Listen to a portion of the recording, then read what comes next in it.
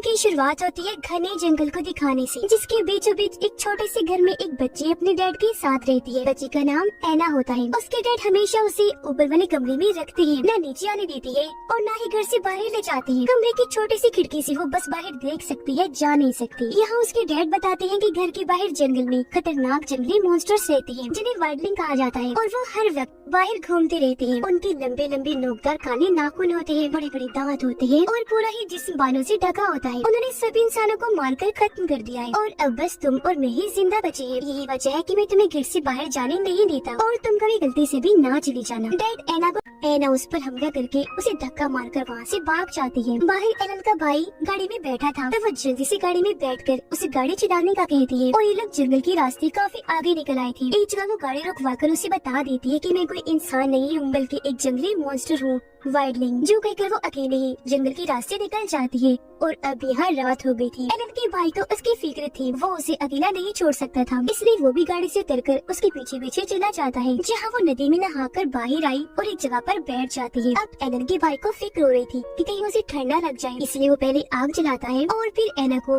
पास खड़ा करके उसके कपड़े सुखाता है। लेकिन जब उसकी कमर पर हाथ रखता है तो उसने महसूस कर लिया था कि एना के पूरे जिस्म पर बाल तेजी से उग रहे हैं। वो थोड़ा घबरा गया, लेकिन एना यहाँ जज्बाती होकर उसे गले से लग जाती है, कहने लगी कि डरो मत, मैं तुम्हें कोई नुकसान नहीं पहुंचाऊंगी क्योंकि तुम मुझे बहुत पसंद हो। जिसके बाद वो एक साथ वो सब वक्त गुजारते हैं। अब एना की सौतेली डैड पुलिस के साथ मिलकर उसे पकड़ने का प्लान बनाते हैं। उसने पुलिस को भी उसकी सच्चाई बता दी थी और ये भी कि वो बहुत खतरनाक है, किसी को भी नुकसान पहुंचा सकती है। अगली सुबह एना और एलन का भाई वहाँ से निकलकर जाने लगे, जहाँ कुछ शिकारी उन्हें देखते ही गोलियां चलाने लगते हैं। एक गोली एलन के भाई को लग गई और वो काफी जख्मी हो गया, लेकिन फिर भी वो दोबारा उठे और अभी नदी में कूद जाते हैं। एलन का भाई तो बाहर चला जाता है पर एना नहीं जाती। वो उसे समझाती है कि मैं नहीं चाहती मेरी वजह से तुम्हारी जान को भी खतरा हो, तुम सही सलामत घर चले जाओ क्योंकि मैं तुम्हारी हिफाजत चाहती हूँ। वो लोग सिर्फ मुझे तलाश कर रहे हैं, अगर हम दोनों साथ रहे तो बिना वजह तुम भी मारे जाओगे।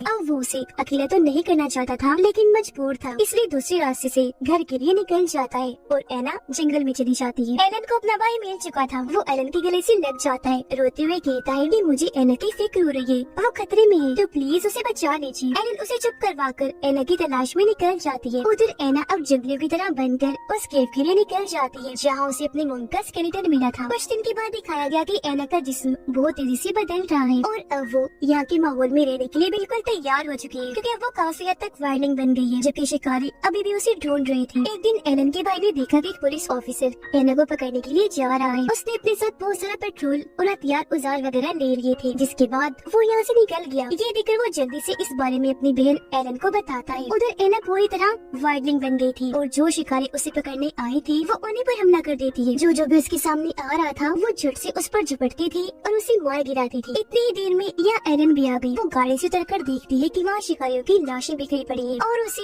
वो पुलिस ऑफिसर भी मिल जाता है जो एना को यहाँ मारने आया था। वो गन पॉइंट पर एलन को धमकाता है कि तुम एना को नहीं बचा सकती, मैं उसे मार के ही दम लूंगा। ये बातें वो कर ही रहा था कि तभी पीछे से एना आकर उस पर बुरी तरह हमला कर देती है। वो उसकी गर्दन एकदम से मोड़ देती है, जिसे सेकंड में ही उसकी हड्डी टूट गई और वो मारा जाता है। उसे एलन पहचान नहीं पाती और उसकी तरफ गन पॉइंट करके सोचने लगती है कि ये क्या चीज है, लेकिन गौर करने पर उसे एहसास हुआ कि ये तो एना है। वो उसे शांत करके गले से लग जाती है और अब यहाँ एलन ने महसूस कर लिया था कि एना माँ बनने वाली है। इसके बाद एना यहाँ से भाग गई। वो जब एक जगह पर बैठी थी तो तभी शिकारी उसे पकड़ने के लिए जंगल में चारों तरफ आग लगा देते हैं। ये देखकर वो काफी डर गई, ये तो पूरे जंगल को ही जला देंगे, मैं कहाँ जाऊँ। लेकिन फिर हिम्मत करके वो दोबारा से उसे केव में आ जाती है, लेकिन वहाँ तो उसका सतीरा बाप पहले से ही मौजूद था और जब उसने देखा कि ये भी वार्निंग बन गई है तो उसने भी एना को फौरन शूट कर दिया। इससे वो नीचे गिर गई, उठ नहीं पा रही थी क्योंकि उसे बहुत कमजोरी महसूस हो रही थी, जैसे उसकी ताकत खत्म हो गई हो। उसका सतीला बाप कहता है कि मुझे डर था कि तुम भी अपनी मोम की तरह वाइल्डिंग न बन जाओ, इसलिए मैं तुम्हें हमेशा सब्जियां खिलाता, कभी भी गोश्त और मांस नहीं देता था, लेकिन अब कुछ नहीं हो सकता क्योंकि तुम पूरी तरह वाइल्डिंग बन गई हो। अब तुम्हें भी मरना होगा, बिल्कुल वैसे ही जैसे मैंने तुम्हारी मोम को मारा था, पर हाँ मुझे तुम्हारा बच्चा चाहिए। ये कहकर वो एना का पेट काट कर